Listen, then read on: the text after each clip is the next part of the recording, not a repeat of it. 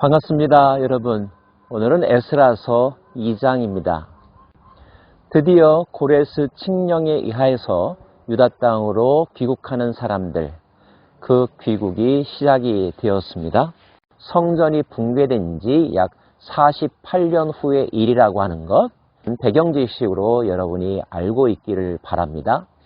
성경은 자세하게 이때 돌아온 명단들을 우리들에게 소개해 주고 있습니다. 명단들을 다 파악하는 일 쉽지 않고 기억하기란 더더욱 어렵겠죠. 옛적의 바벨론 왕 느부갓네살에게 잡혀 바벨론으로 갔던 자들의 자손들 중에서 노임을 받고 예루살렘과 유다도로 돌아와 각기 각자의 성읍으로 돌아간 자, 곧 스룹바벨과 예수아와 느헤미야와 스라야와 르엘라야와 모르드게와 빌산과 미스발과 비그웨와 르훔과 바하나 등과 함께 나온 이스라엘 백성의 명수가 이러하니. 먼저 등장하는 이름 스룹바벨과 예수아라고 하는 이름에 주목하시길 바랍니다. 어제 본문에는 고레스 왕이 세스바사를 총독으로 임명하여 인솔자로 삼았다라고 하는 기록이 있는데요.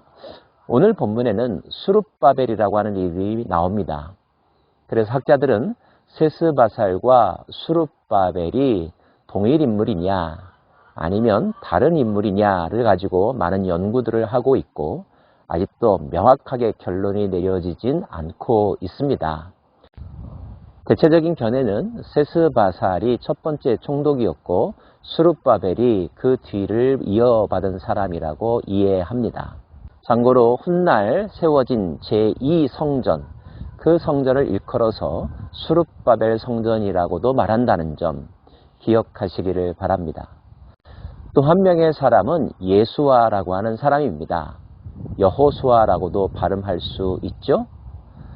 당연히 신명기 다음에 등장하는 여호수아는 아닙니다. 이때 당시에 대제사장의 이름이라고 하는 것 기억하시길 바라고요.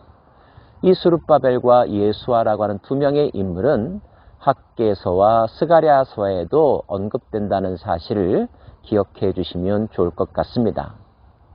그 외 이름들 가운데 여러분에게 익숙한 이름들이 있는데요. 느헤미야라고 하는 이름이나 모르드게라고 하는 이름이 있는데 이 사람들은 여러분이 알고 있는 그 사람들이 아닙니다. 동명이인이라고 하는 것을 염두에 두시기를 바랍니다. 3절에서부터 63절까지는 지도자의 이름과 그에 속한 사람들의 숫자 또는 지역 사람들의 명단들이 기록되어 있습니다. 지도자급에 속하는 사람들이 있고요. 평민 그룹에 속하는 사람들이 있습니다. 성전 사역자들도 있는데요.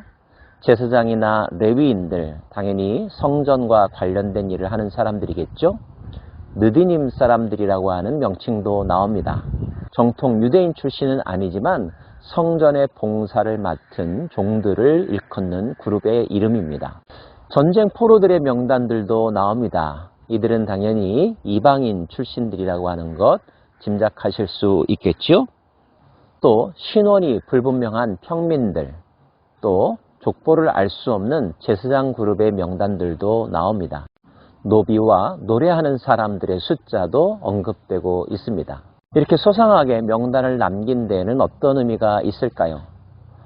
포로에서 돌아오기를 선택한 자들의 역사적 가치, 평가라고 하는 의미를 찾을 수가 있고요. 또 한 가지는 이들이 돌아와서 하고자 했던 일이 성전을 재건하는 일이었기 때문에 그와 다른 목적을 가진 사람들이 이 그룹에 들어갈 수 없도록 그 사역의 순수성과 정통성을 지키기 위해서라고도 해석할 수 있을 것입니다. 언젠가 우리가 하나님 앞에 서게 되면 하나님이 가지고 계신 책에도 우리의 명단들이 다 기록되어 있지 않겠습니까?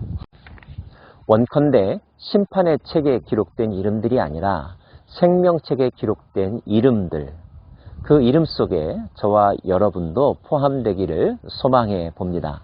성경은 이때 돌아온 사람들의 숫자까지 우리들에게 소개해 주고 있는데요. 회중의 합계가 42,360명이라고 소개하고 있고 그 외에 남종과 여종이 7,337명이요. 노래하는 남녀가 200명이라고 전해주고 있습니다. 모두 다 합친다면 어림잡아 약 5만여 명이 되는 셈인데요. 참고로 학자들은 포로로 끌려가서 바벨론 지역에 살던 유대인들의 숫자를 대략 300만 명 정도로 추산합니다. 자, 그렇다고 본다면 고레스의 귀한 칙령에 의하여 모든 유대인들이 다 돌아온 것이 아니라는 것을 분명하게 알 수가 있죠. 돌아오지 못한 사람들의 이유는 제각각일 것이고 또 이해할 만할 것입니다. 그러나 우리는 확실하게 알 수가 있습니다. 돌아온 사람들이 이때 왜 돌아왔는가? 그 목적은 분명하다는 것이죠. 고레스의 명령 속에서도 확인할 수 있는 이들 귀환의 목적은 분명히 무엇입니까? 하나님의 전을 건축하기 위해서라는 것. 그들은 자유를 찾아서 떠난 것이 아니라, 고향이 그리워서 떠난 것이 아니라 유일한 목적, 하나님의 전을 건축하기 위해서 돌아온 사람들이라는 것 때문에 이들의 귀환이 성공적이었느냐, 그렇지 못했느냐, 잘했느냐, 잘못했느냐에 대한 평가는 무엇에 의하여서 내려질 수 있을까요? 그렇죠. 그 목적을 달성했느냐, 아니냐로 판단할 수 있을 것입니다.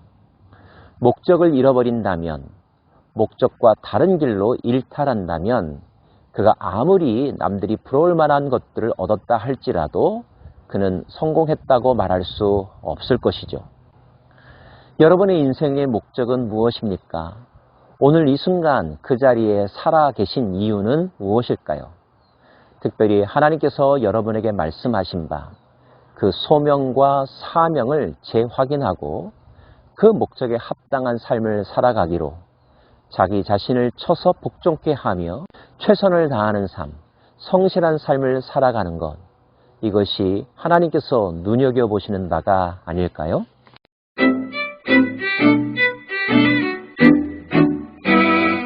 성경은 그들이 고국에 도착하여 예물들을 모아 전을 짓기 위한 준비를 했다고 알려주고 있습니다. 어떤 족장들이 예루살렘에 있는 여호와의 성전터에 이르러 하나님의 전을 그곳에 다시 건축하려고 예물을 기쁘게 드리되 힘 잘하는 대로 공사하는 금고에 드리니 금이 6만 1,000다리기요 은이 5,000만에요 제사장의 옷이 100벌이었더라.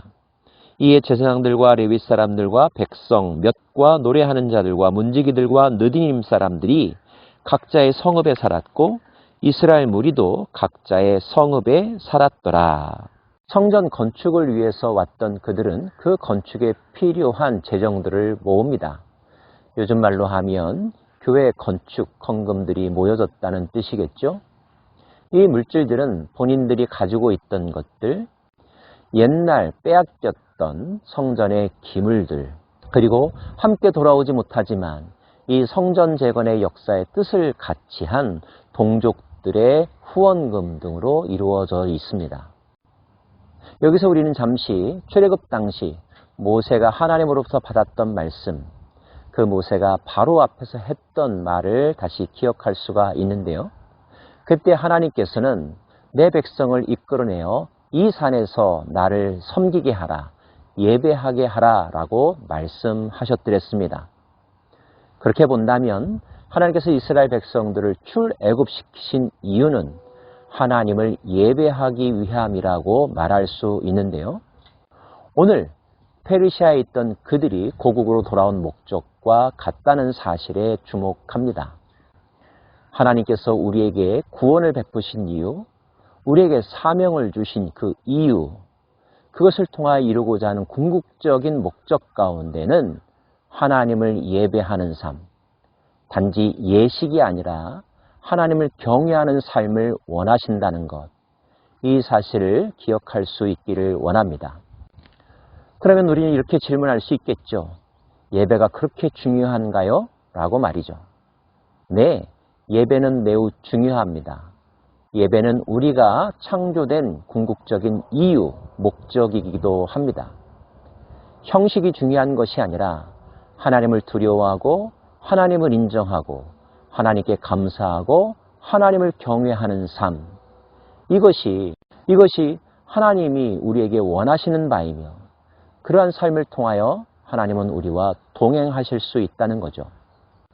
하나님과 동행하는 것 이외에 더 중요한 것이 어디 있을까요? 나머지 것들은 중요한 듯 보이지만 사실은 부수적인 것에 지나지 않지 않습니까? 하나님을 인정하고 창조주를 기억하며 그분의 말씀대로 사는 것, 그것을 위해서 때로는 건물도 필요한 것이고 절차와 형식도 필요한 것이겠죠. 그것을 가르쳐주기 위해서 상징적으로 하나님은 유다 백성들로 하여금 무너져버린 하나님의 집을 재건하라고 말씀하신 것입니다. 저와 여러분의 삶 가운데 하나님의 집은 견고하게 세워져 있습니까? 다시 말하면 하나님을 경외하는 삶, 이 우선순위가 여전히 살아있느냐 하는 것이죠. 만약에 그것이 무너졌다면 하나님 오늘 이 말씀을 통하여 우리들에게 명령하십니다. 성전을 재건하라고요. 성전의 삶으로 돌아가라고요.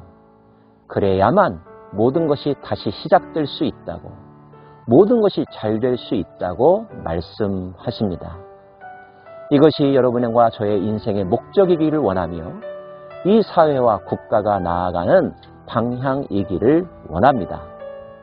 그 일을 위해서 물질도 모으고 시간도 절약하고 각자에게 주신 은사들도 바르게 사용할 수 있기를 원합니다. 기도하겠습니다.